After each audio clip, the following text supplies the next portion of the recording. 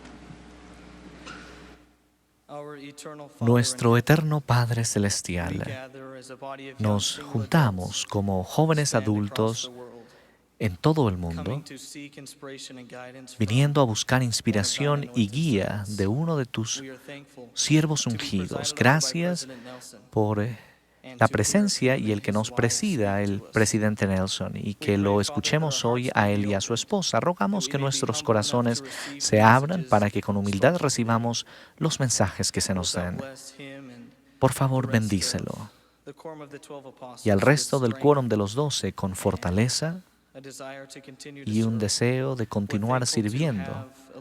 Gracias por tener un profeta viviente, el presidente Monson. Rogamos que lo bendigas y sostengas. Rogamos en este momento que aquellos que escuchen reciban instrucción individual y que juntos recibamos revelación para mejorar nuestra vida. Ayúdanos, Padre, a ser una luz a esta generación para que continuemos en obediencia. Por favor, ayúdanos ahora y siempre con la ayuda del cielo para tener el valor de ser firmes. Gracias por este Evangelio que nos da el conocimiento para vivir vidas felices. Gracias especialmente por la expiación de tu Hijo. Rogamos que recibamos el poder que ésta trae cada día a nuestra vida. Unimos nuestro corazón con amor hacia ti y rogamos estas bendiciones ahora en el nombre de Jesucristo. Amén.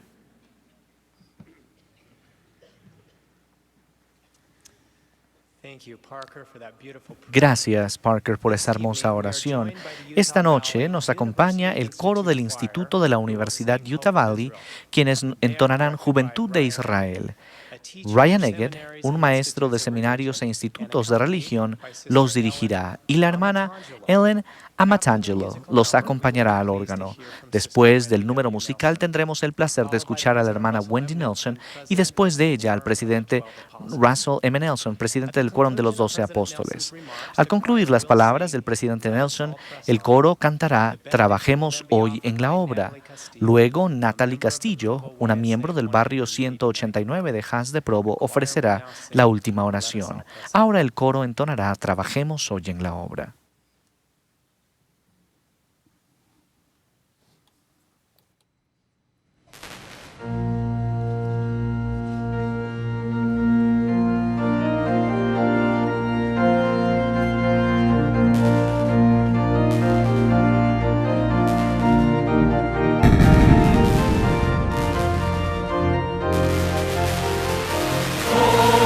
Israel, Zion's army, children.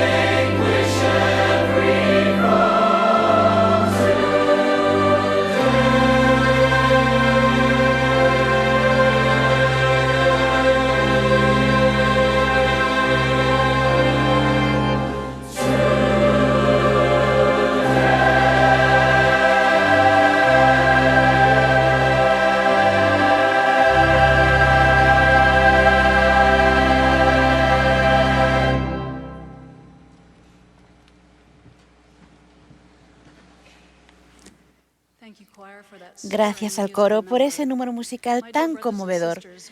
Mis queridos hermanos y hermanas, los amamos y estamos contentos de estar con ustedes.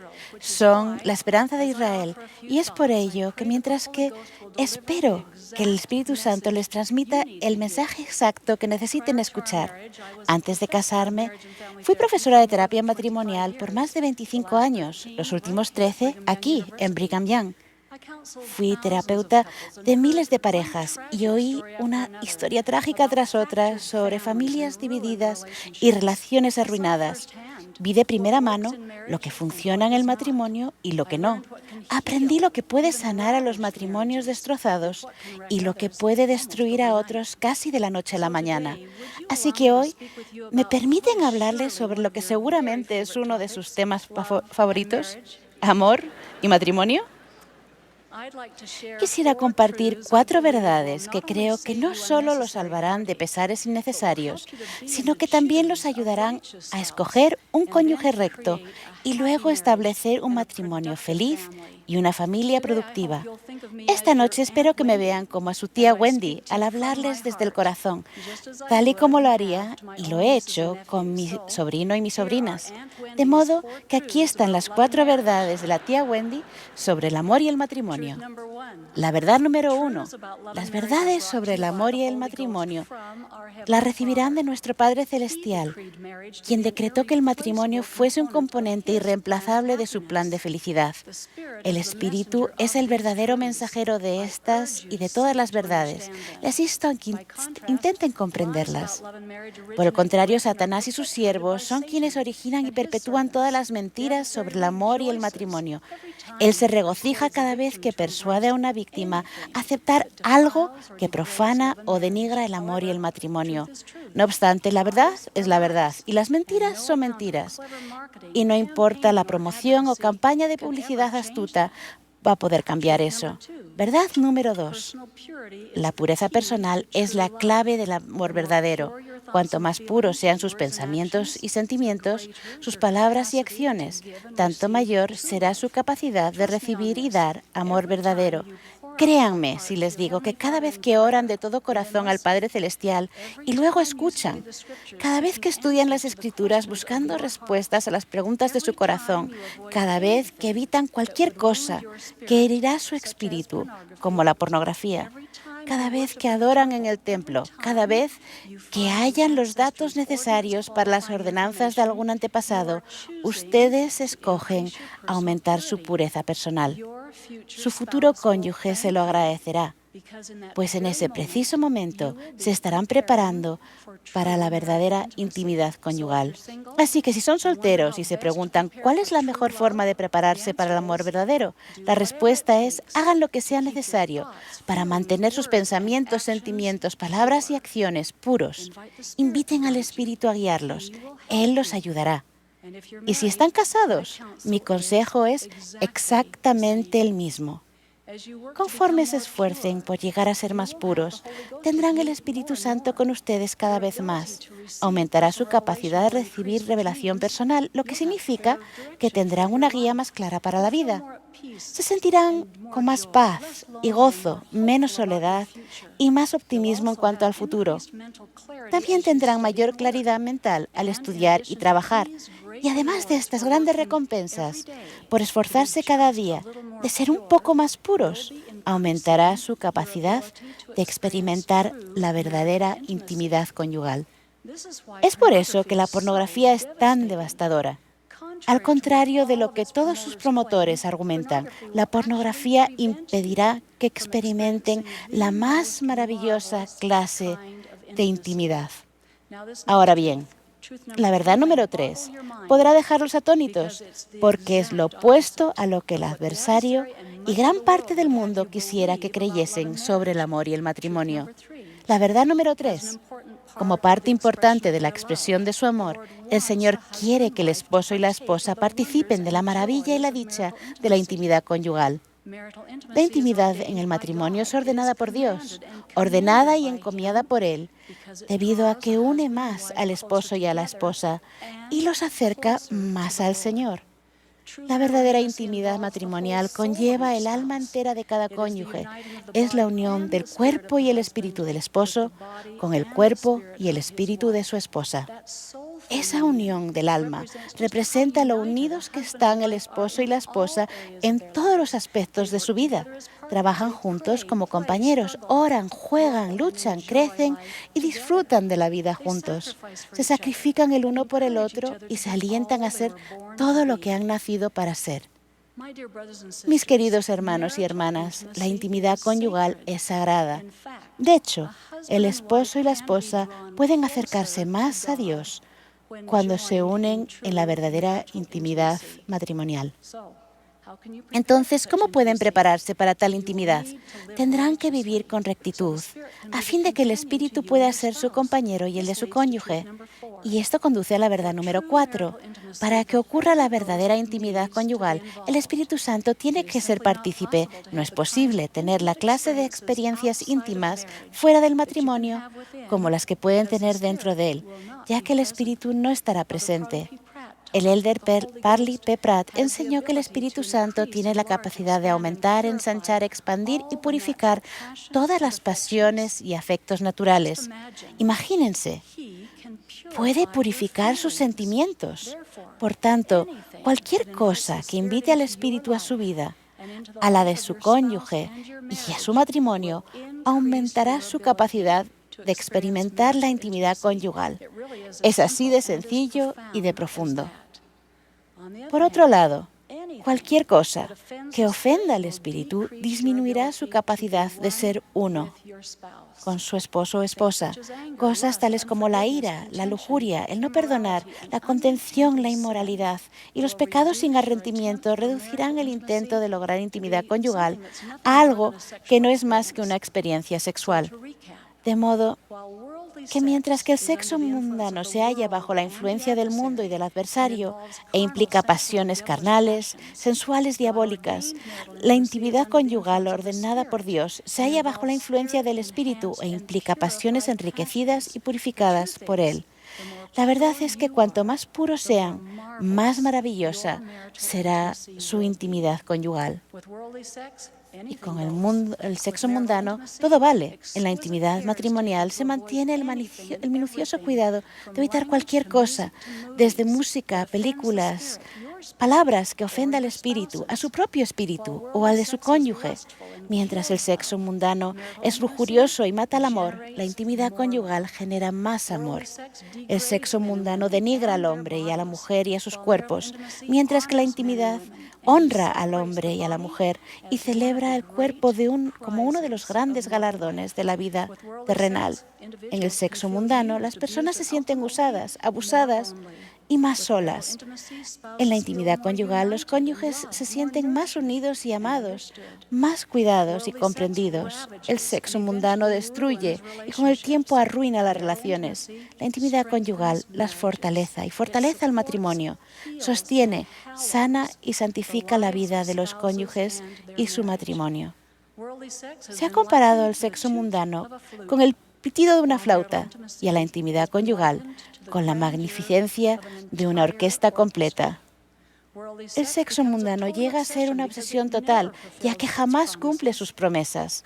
La intimidad conyugal ordenada por Dios es gloriosa y continuará eternamente en el caso del esposo y la esposa que guarden sus convenios. En resumen, la intimidad conyugal aprobada por el Espíritu es bendecida por el Señor y es santificadora. Ahora bien, establecer un matrimonio firme y feliz no es sencillo. Soy testigo de ello. No obstante, les brindará tanta felicidad. En nuestro 10º aniversario, me pregunté qué podría regalarle a mi esposo que representara la alegría que me ha brindado nuestro matrimonio. ¿Saben qué le regalé? Un columpio.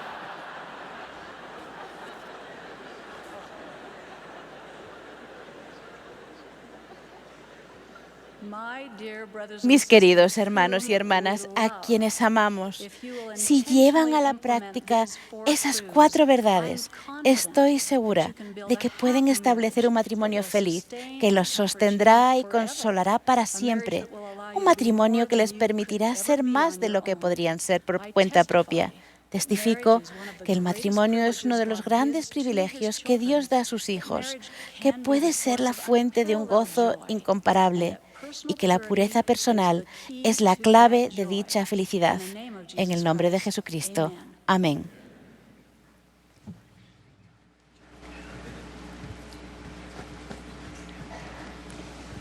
My beloved brothers and sisters, I bring greetings and love to you from the First Presidency and the Quorum of the 12 Apostles. We thank you for being with us tonight. Queridos hermanos y hermanas, les traigo el amor de la primera presidencia. Quiero que aprendan algo espiritual. Desde enero de 2016, cuando les hablé en este devocional mundial, he estado con muchos de ustedes en mis viajes a Japón, Filipinas, China, Canadá, Inglaterra, Gales, Alemania, Italia, España y en varios lugares de Estados Unidos. El pasado septiembre tuve una experiencia inolvidable con el elder M. Russell Ballard y otros líderes de la iglesia cuando fuimos a Baton Rouge, Luisiana, para reunirnos con la gente tras la catastrófica inundación.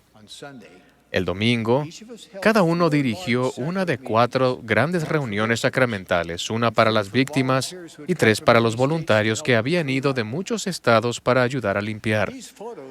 Estas fotos muestran esas congregaciones dominicales de centenares de personas con las camisetas de manos mormonas que ayudan. Fíjense en los rostros felices de hombres y mujeres jóvenes que dejaron sus hogares para ayudar a vecinos que no conocían en medio del calor sofocante de Luisiana y que hicieron una pausa en el día de reposo para adorar al Señor. Al mirar a esas congregaciones maravillosas de trabajadores dispuestos, la mayoría de los cuales eran de su edad, tuve una gran impresión de que estaba viendo a hombres y mujeres que muy pronto serían los líderes de esta iglesia. Así que esta noche, al imaginarme verlos por todo el mundo, quisiera enfatizar y hablar de esa impresión. Ustedes son los futuros líderes de la Iglesia del Señor. ¿Están listos para tomar las riendas del liderazgo?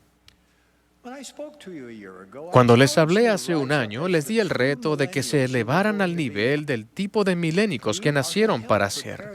Ustedes han de preparar al mundo para el reinado milenario del Salvador, ayudando a reunir a los elegidos de los 4 cabos de la tierra, para que todos los que lo deseen reciban el Evangelio de Jesucristo y todas sus bendiciones. Esta tarde quiero hablarles de cómo pueden prepararse. Primero, céntrense en su matrimonio y su familia. Implementen las impresiones que tuvieron al escuchar las verdades de la tía Wendy. Su responsabilidad con el Señor de ayudar a rescatar a los elegidos del caos moral y de la preponderancia del pecado en nuestros días no es una tarea sencilla. Lucifer y sus seguidores están usando toda clase de tecnología y comunicación para difundir mentiras sobre la vida y sobre la verdadera fuente de felicidad. Por tanto, para hacer lo que vinieron a hacer en la tierra, se requerirán las mejores habilidades de liderazgo que su generación pueda adquirir. Afortunadamente, tenemos excelentes ejemplos a seguir. Si bien el mundo admira las numerosas aptitudes de liderazgo de hombres y mujeres como Napoleón, Juana de Arco, George Washington, Gandhi, la Madre Teresa y otros, yo creo que los líderes más notables que han vivido en la tierra son los profetas de Dios. Hasta la fecha, el Señor ha escogido a 16 hombres para ser presidentes de su iglesia restaurada. En esta dispensación culminante en la historia de la tierra. He conocido personalmente a 10 de esos 16 hombres.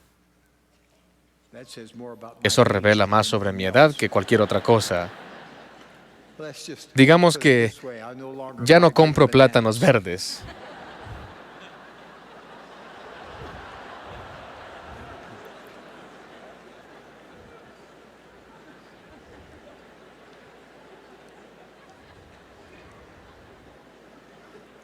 I can even hide my own Easter eggs. Puedo esconder mis propios huevillos de la Pascua.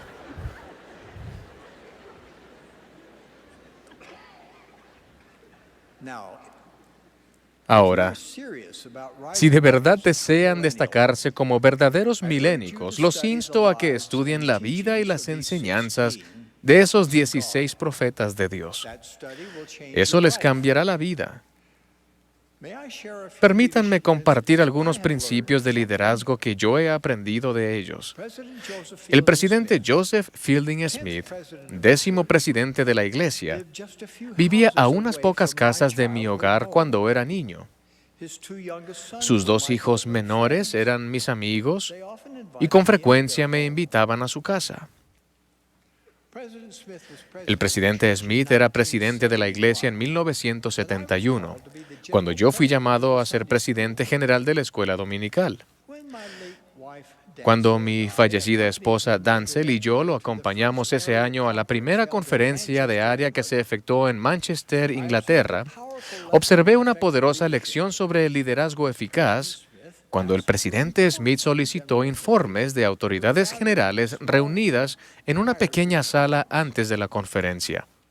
after all had spoken, Después de que todos hablaron, en lugar de dar direcciones con tono dictatorial, el presidente Smith, con dignidad presidencial, los invitó a valerse de la sabiduría de sus 94 años he expressed mientras expresaba su amor and sincere y su desire. deseo sincero de ayudarlos. I marveled at the Me maravillé ante el poder de ese líder al expresar amor y confianza confidence in. en su gente. After the area Después de la conferencia, cuando lo felicitamos por su excelente mensaje, simplemente respondió, I did not. no vine aquí para fracasar. He had faith that the Lord Él tenía fe en que el Señor guiaría esas reuniones si él hacía todo lo posible por hacer avanzar la obra. La fe, la oración, el estudio y el trabajo arduo constituyen una combinación para el éxito. Así como el presidente Smith no fue a Inglaterra a fracasar, nuestro Padre los envió a ustedes a la tierra en esta última dispensación no para fallar, sino para triunfar y encontrar gozo al hacerlo. President Ezra Taft El presidente Ezra Taft Benson had been a member había integrado el quórum de los 12 apóstoles solo 2 años, cuando en diciembre de 1945, in the aftermath of World tras el War caos de la Segunda Guerra Mundial, II, George Albert el presidente George Albert Smith llamó al entonces Elder Benson a presidir la misión europea. conditions La situación allí era grave. in a 10-month En su mission misión de 10 meses de amor hacia miembros cuya vida había sido destruida por la guerra, Elder Benson el Elder Benson viajó por Alemania, Poland, Polonia, Czechoslovakia, Checoslovaquia Scandinavia, y Escandinavia, distributing food distribuyendo alimentos, vestimenta y ropa de cama para los afligidos santos. He repeatedly faced what Afrontó seemed to be repetidas veces insurmountable retos insuperables. Yet he repeatedly Sin embargo, demonstrated repetidamente demostró fe inquebrantable en el poder del Señor para superar obstáculos. 40 years later, 40 años después, November 19, en noviembre de 1985, President Benson, el presidente Benson, newly ordained as que acababa de ser ordenado presidente de la iglesia, me asignó a mí, un miembro menor de los 12, to open the doors a abrir las puertas de los países de Europa Oriental que estaban bajo el yugo del comunismo. I felt unprepared No me sentía preparado para una tarea de tal magnitud, pero el presidente Benson había abierto el camino de esa obra antes que yo. ¿Cómo yo no podía hacer lo que él había hecho? Su ejemplo me llevó a orar y a trabajar al máximo, y luego ver la milagrosa mano de ayuda del Señor. Cuando nos sentimos abrumados, podemos aprender mucho del presidente Benson. Durante 8 años sirvió simultáneamente como apóstol y como secretario de Agricultura en el gabinete del presidente de los Estados Unidos, Dwight Eisenhower. ¿Cómo lo hizo? Estas son sus palabras. Trabajo lo más que puedo, hago todo lo que esté a mi alcance y trato de guardar los mandamientos. Después dejo que el Señor compense por lo que falte. Esas son palabras que debemos emular. El presidente Gordon B. Hinckley fue un líder dinámico cuya enseñanza en cuanto al gobierno de la Iglesia fue singular. Antes de servir como 15º presidente de la Iglesia, había sido consejero de 3 presidentes. De joven, al regresar de su misión en Inglaterra, trabajó para la Iglesia en diversos puestos, siempre bajo la dirección de la primera presidencia y del quórum de los 12.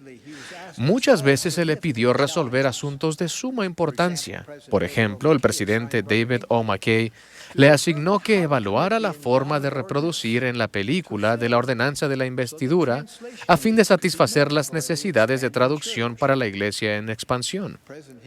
El presidente Hinckley era un comunicador por excelencia. Hablaba con confianza sobre el Evangelio con todos, desde periodistas experimentados hasta líderes mundiales. Vi cómo suavizó el corazón de Mikhail Gorbachev, expresidente de la Unión Soviética, quien al principio se negó a reunirse con el presidente Hinckley en su oficina. Quería que el presidente Hinckley fuera a su habitación del hotel. Pero cuando se reunieron en las oficinas de la iglesia, el presidente Hinckley señaló los hermosos paneles de nogal circasiano de la sala del concilio de la primera presidencia. El señor Gorbachev estaba asombrado cuando el presidente Hinckley se lo mostró. Esa madera provenía de la región misma donde él había nacido en Rusia. Su humor se suavizó inmediatamente. El presidente Hinckley era siempre optimista, resultado de su fe total en el Señor. Durante casi 13 años como presidente, condujo a la Iglesia a través de un notable periodo de innovación, que incluyó el diseño de templos más pequeños, la construcción del centro de conferencias, el anuncio de 79 templos nuevos y la dedicación o rededicación de 95 de los 124 templos que había en funcionamiento. La visión del presidente Hinckley y lo que se exigía a sí mismo debido a esa visión no tenía límites. El presidente Hinckley era experto en la historia de la Iglesia. También era vidente y como tal era intrépido al proclamar el futuro. Escuchen a sus palabras. Esta causa de Cristo avanzará en majestad y poder para llenar la tierra. Se abrirán las puertas que hoy están cerradas para la prédica del Evangelio. El Todopoderoso, si es necesario, hará estremecer a las naciones para humillarlas y hacerlas escuchar a los siervos del Dios viviente. Lo que sea necesario se llevará a cabo. Ahora el presidente Thomas S. Monson es el profeta viviente del Señor en la tierra. Cuánto lo amamos, lo sostenemos y oramos por él. Y cuánto hemos aprendido de él. Piensen, fue llamado a ser obispo a la edad de 22 años y en su barrio había 80 viudas. Fue llamado a ser apóstol a la tierna edad de 36 años. El presidente Monson ha vivido según el lema: si el Señor necesita que se haga algo, quiero que sepa que puede contar con Tom Monson para hacerlo. Él nos ha mostrado cómo alcanzar y rescatar a la persona individual. Nos ha enseñado, por ejemplo, que cuidar a las personas siempre es más importante que administrar el tiempo, las reuniones o los horarios. Durante su vida, el presidente Monson ha tomado diferentes rutas a casa al final de un largo día de trabajo. A veces se detenía en un hospital para consolar a los afligidos. Otros días era guiado a visitar hogares específicos. Con frecuencia, Al tocar una puerta, se ha encontrado con una persona llorosa que dice, ¿cómo sabía que era el aniversario de la muerte de nuestra hija? O, ¿cómo sabía que hoy era mi cumpleaños?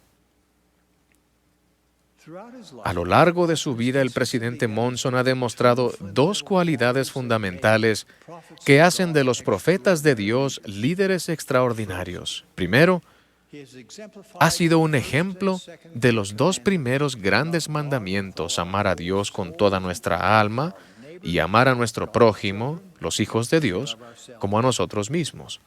Y segundo, cada profeta sabe cómo recibir revelación y responder a ella rápidamente cuando llega.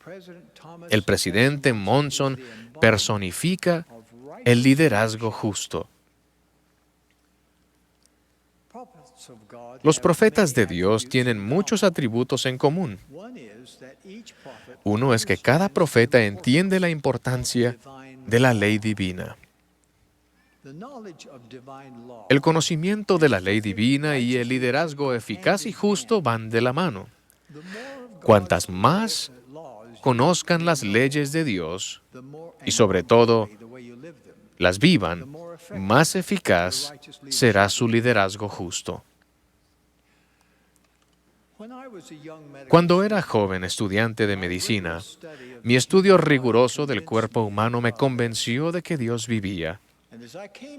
Al saber que el cuerpo era la creación de Dios, me interesé cada vez más en las leyes de Dios que rigen la función del cuerpo.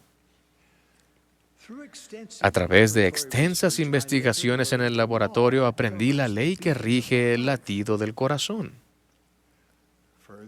Además, aprendí que el corazón latiente se podía detener temporalmente para facilitar delicadas reparaciones quirúrgicas.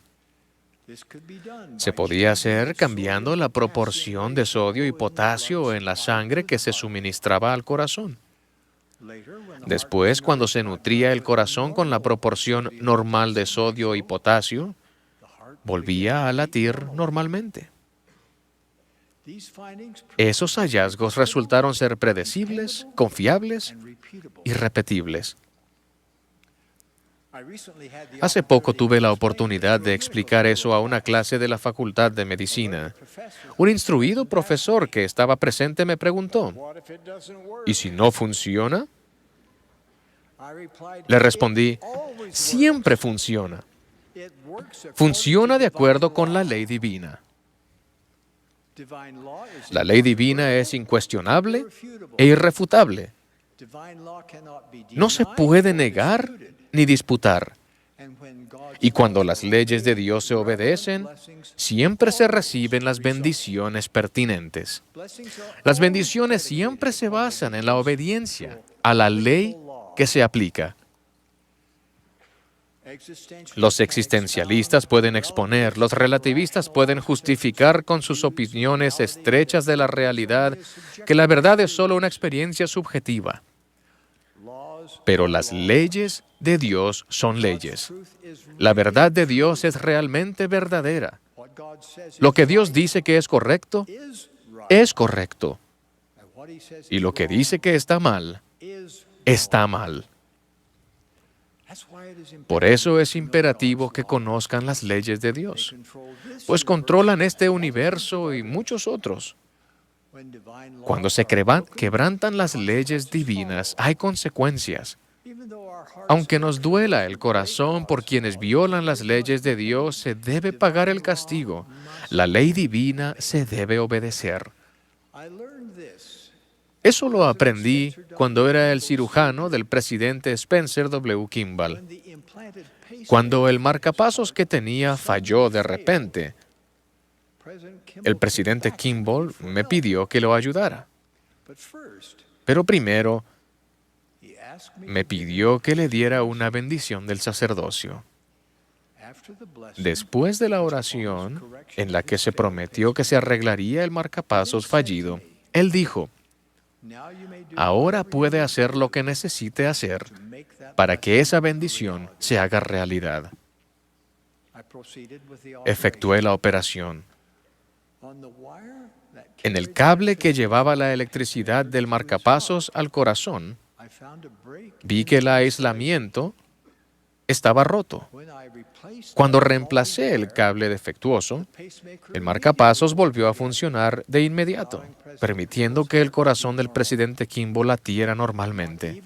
Ni siquiera para el profeta de Dios se podía ignorar la ley relacionada con la transmisión de electricidad. En verdad, el presidente Kimball era el profeta de Dios. Al observarlo de cerca pasar por varias enfermedades y ver su intenso estudio, al buscar revelación, él fue mi mentor. Mi amor por él es ilimitado. Aunque el mundo esté lleno de incertidumbre, no es necesario que haya incertidumbre en el corazón y la mente de ustedes sobre lo que es verdad y lo que no lo es. La incertidumbre nace de la información imperfecta o desconocida. Como apóstol, les ruego que aprendan las leyes irrevocables de Dios. Apréndanlas por el estudio y por la fe. Entre otras cosas, eso significa vivir de toda palabra que sale de la boca de Dios. Oren para discernir entre las leyes de Dios y las filosofías de los hombres, incluso las falsificaciones astutas del adversario. A través del tiempo, Lucifer ha perfeccionado su arte. Es experto en la distracción, la distorsión, el engaño y en orientar equivocadamente. Les ruego que eviten sus astutas trampas como lo harían con una plaga. Los engaños de Satanás solo los conducirán a la miseria, al cautiverio espiritual y a la muerte. Es así en todos los casos. Las tristes consecuencias de ceder a los señuelos de Lucifer son predecibles, confiables y repetibles. Por el contrario, les prometo que si guardan los mandamientos de Dios, si viven según sus leyes, serán cada vez más libres. Esa libertad les revelará su naturaleza divina y les permitirá prosperar personalmente. Se verán libres de la esclavitud del pecado. Serán libres para ser ustedes mismos, líderes eficaces y rectos. Estarán preparados para dirigir por precepto y por ejemplo donde se les necesite. Afortunadamente, las bendiciones de guardar los mandamientos de Dios también son predecibles, confiables y repetibles. Como miembros de su iglesia restaurada, sabemos que Jesucristo, como nuestro Maestro, es nuestro mentor supremo. Como verdaderos milénicos, nacieron para ser verdaderos discípulos de Cristo. De hecho, la única manera de ser un verdadero milénico es ser uno de sus verdaderos discípulos. ¿Cómo pueden progresar en su discipulado? Tengo una invitación para ustedes que les va a ayudar. En realidad es una asignación si deciden aceptarla. Empiecen esta noche y consagren una porción de su tiempo cada semana para estudiar todo lo que Jesús dijo e hizo, según se registra en el Antiguo Testamento, porque Él es el Jehová del Antiguo Testamento. Estudien sus leyes registradas en el Nuevo Testamento, porque Él es su Cristo. Estudien su doctrina en el Libro de Mormón, porque no hay otro libro de Escrituras en el que se revelen más claramente su misión y su ministerio. Y estudien sus palabras en Doctrina y Convenios, ya que Él continúa enseñando a su pueblo en esta dispensación. Esto podrá parecer una tarea enorme, pero los animo a que la acepten.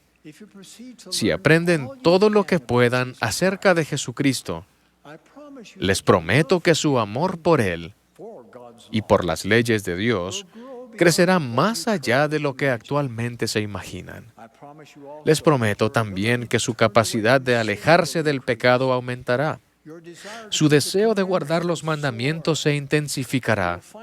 Tendrán mayor capacidad para alejarse del entretenimiento y de los enredos de aquellos que se burlan de los seguidores de Jesucristo. Para ayudarlos, acudan a la guía para el estudio de las Escrituras bajo el tema Jesucristo. Estudien todo lo que Jesucristo, procurando de manera devota y vigorosa, procuren entender lo que cada uno de sus títulos y nombres significan para ustedes personalmente. Por ejemplo, Él en verdad es su abogado ante el Padre. Él estará del lado de ustedes. Él los defenderá. Hablará en beneficio de ustedes en todo momento, a medida que ustedes decidan ser más como Él. Lleguen a conocerlo estudiando todo lo que Él continúa enseñando mediante profetas y apóstoles vivientes. Estudien la familia, una proclamación para el mundo. Estudien el Cristo viviente. Ambos documentos se recibieron por revelación. Pónganlos en línea y donde puedan verlos a diario. Esas palabras reveladas son lo que cada verdadero santo de los últimos días cree. Oren para saber que esas verdades representan la ley divina. Aprendan a expresar esas verdades. Practiquen. Después oren por oportunidades para declarar lo que creen y búsquenlas. Su aptitud para dirigir y tener una influencia justa aumentará a medida que lo hagan. En un día futuro, se presentarán ante el Salvador. La emoción los llevará a derramar lágrimas por estar en su presencia. No encontrarán palabras para agradecerle el que haya pagado por sus pecados, que les haya perdonado cualquier injusticia hacia los demás, que los sanara de los daños y las injusticias de la vida. Le darán gracias por fortalecerlos para hacer lo imposible, por convertir sus debilidades en fortalezas y por hacer posible que vivan con Él y con su familia para siempre. Su identidad, su expiación y sus atributos se van a volver personales y reales para ustedes. Pero no tienen que esperar hasta entonces. Elijan ser uno de sus discípulos ahora. Sean uno que de verdad lo ama y desea servir y liderar como Él lo hizo. Somos su pueblo. Estamos bajo convenio de llevar el mensaje del Evangelio a toda nación, tribu, lengua y pueblo. Al esforzarnos deliberadamente para llegar a ser líderes justos, podemos cantar al unísono. Trabajemos hoy en la obra del Señor. Ahora, como uno de sus apóstoles, invoco esas llaves para dejar una bendición sobre cada uno de ustedes. Los bendigo para que aprendan las leyes de Dios y las vivan, para que sean un buen ejemplo en palabra y hechos de un verdadero discípulo de Jesucristo. Los bendigo para que estén libres del pecado, que irradien bondad y luz para atraer a quienes deseen conocer y sentir la fuente de su luz. Los bendigo con éxito en sus empeños educativos y laborales. Los bendigo para que busquen un cónyuge virtuoso y cuiden de él o ella. Y los bendigo para que sean líderes justos en su familia, comunidad, país y en la iglesia. Esa es mi bendición y declaro que Dios vive. Jesús es el Cristo. Esta es su iglesia. De ello testifico en el sagrado nombre de Jesucristo. Amén.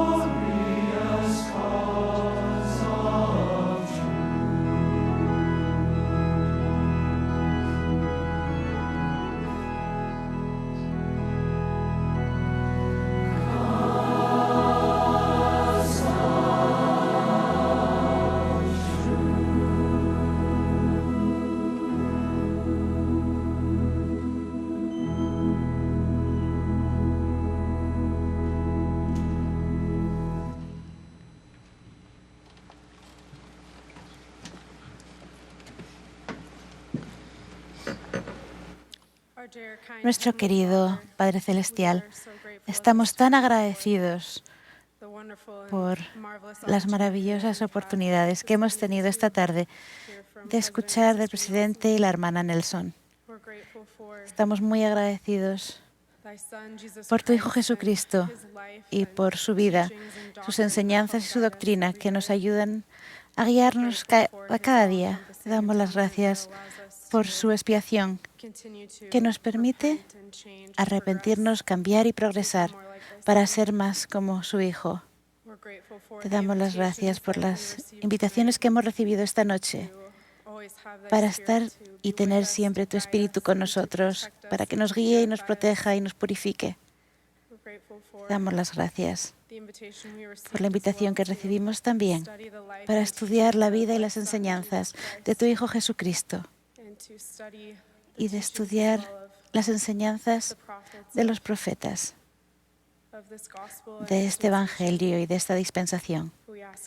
Te pedimos, Padre, que nos bendigas con el deseo de continuar pareciéndonos más a tu Hijo para poder utilizar su expiación en nuestras vidas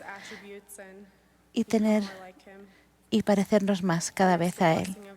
Padre, te damos las gracias y te pedimos que tu Espíritu nos ayude a tomar las decisiones importantes de nuestra vida. Así, en el momento que sigamos progresando en esta vida, bendice al presidente Thomas S. Monson y a todos los apóstoles y a los líderes que están en esta tierra para ayudar a guiarnos y protegernos. Te pedimos que el Espíritu y una bendición esté sobre nosotros también, mientras que seguimos a lo largo de esta tarde y que podamos regresar de forma segura a nuestros hogares. En el nombre de Jesucristo. Amén.